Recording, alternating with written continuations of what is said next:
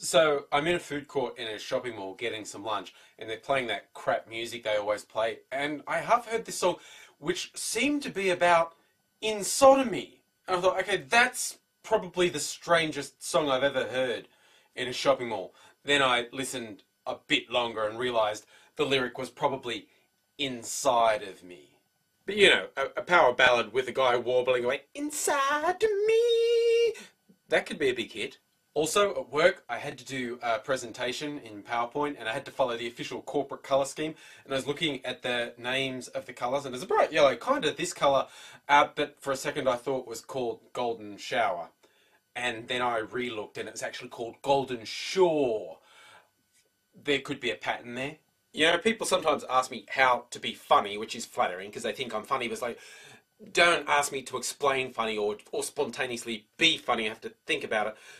Nothing is less funny than someone explaining funny. As the old saying, dissecting a joke is like dissecting a frog. You may understand how it works, but the patient will not survive. Jokes don't survive close scrutiny. But look, okay, for something to be funny, you really need to do one of two things. One, it just has to be funny in and of itself. Like sodomy jokes. Who doesn't laugh when they hear about sodomy?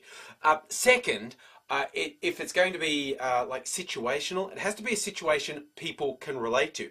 If you just talk about something that's only ever happened to you that you thought was funny, people aren't necessarily going to be able to relate to it, and it won't seem funny. That's why when I tell stories about my life, they are usually inspired by something that really happened to me, but then I find a way to make it a bit more common.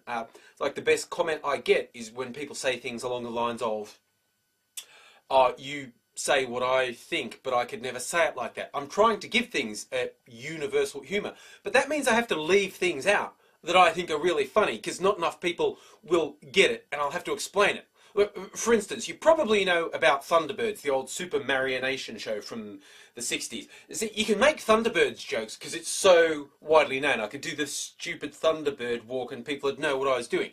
But the Jerry Anderson studios actually made heaps of other shows, and with kids around the house, I've got a lot of them on DVD, collected series.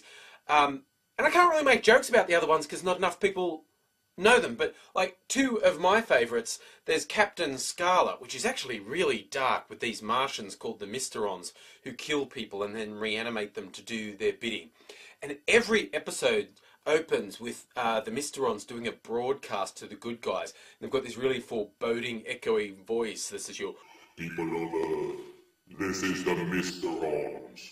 We know that you can hear us. See, if I was on the good guy side, like if I was Captain Scarlet, I'd do a practical joke on the Mysterons, because they're clearly observing while they're doing these broadcasts. And I'd say, let's fuck with the Mysterons next time they do one of these broadcasts with the "we know you can hear us." Let's not react when they say they're going to bomb us. Let's just, like, we can't hear them, and it'll fuck with their heads. And so the Mysterons would do a broadcast and go, people of Earth, we know you can hear us. We are going to bomb your capital. Did you hear that? Aren't you scared? We're going to bomb your capital. People of Earth, we know you can hear us. Stop ignoring us. People of Earth, we know you can hear us. You guys are such dicks. See, funny to me, but not relatable to enough people. Another Jerry Anderson one is called Joe 90. Joe 90 is a kid who's got these glasses which for some reason let him get inside people's heads. And he knows what they're thinking, or he understands their experiences, and he can do things they can do. Like in one episode he does brain surgery on someone after having done his hoodoo with a brain surgeon. And in one episode, because his dad works for this big secret government organisation, which is where the frigging glasses come from, and a female spy is seducing his dad. It's kind of G-rated, but it's clear that the spy is wooing his dad. And they're going for a place in the country. And one of his dad's sidekicks thinks this woman's evil. She's acting real nice, but he thinks she's a spy. And he tells Joe 90, like, put the glasses on and, like, read her mind, find out what her plan is. Dude, her plan is to fuck his dad! You're telling this kid who's like under 10 to put on these glasses and get in the head of a woman who's gonna fuck his dad! What is wrong with you?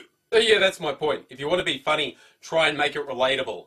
Or just make it about smutty innuendo. That always gets a laugh.